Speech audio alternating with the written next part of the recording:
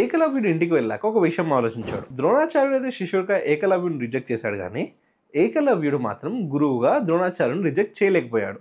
అందుకనే బంకమట్టితో ఒక విగ్రహం చేసి ఆ విగ్రహాన్ని ద్రోణాచార్యుడిగా భావించి ఆ విగ్రహం దగ్గరే విద్య నేర్చుకోవడం మొదలుపెట్టాడు. అండ్ గురి తగిలిన ప్రతి ఒక్కసారి ఆ విగ్రహానికే మొక్కేవాడు. ఏకలవ్యుడు ఆ ద్రోణాచార్యుడి విగ్రహం చూస్తూనే విలువిద్య మొత్తం నేర్చుకున్నాడు. అండ్ అడవిలో వీళ్ళకి ఎదురుపడింది ఆ ఏకలవ్యుడు. ఈ కథ మొత్తం వినగానే ద్రోణాచార్యుడు చాలా ఆనందపడాడు. తన విగ్రహం పెట్టుకొని విద్యను ఇంతగా నేర్చుకున్నందుకు ఏకలవ్యుడిని చాలా పొగిడాడు.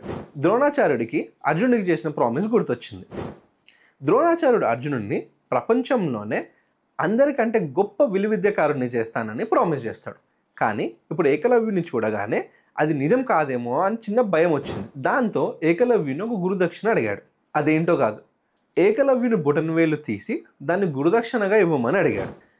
ఇది వినగానే పాండవులు కౌరవులతో పాటు అడవి మొత్తం ఒక్క నిమిషం నిబ్బరపోయింది.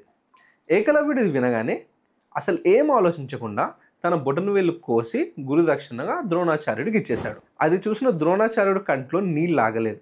చాలా బాధతో దాన్ని తీసుకొని గురుదక్షిణగా స్వీకరించాడు. అండ్ నేను ముందు చెప్పినట్టు మహాభారతంలో ఎంతమంది యోధులున్నా ఏకలవ్యుడికి మాత్రం సపరేట్ ప్లేస్ ఉంది. అండ్ ఇప్పటికీ ఎవరైనా బెస్ట్ శిష్యుడు ఎగ్జాంపుల్ ఇవ్వాలంటే ఏకలవ్యుడి గురించే మాట్లాడతారు.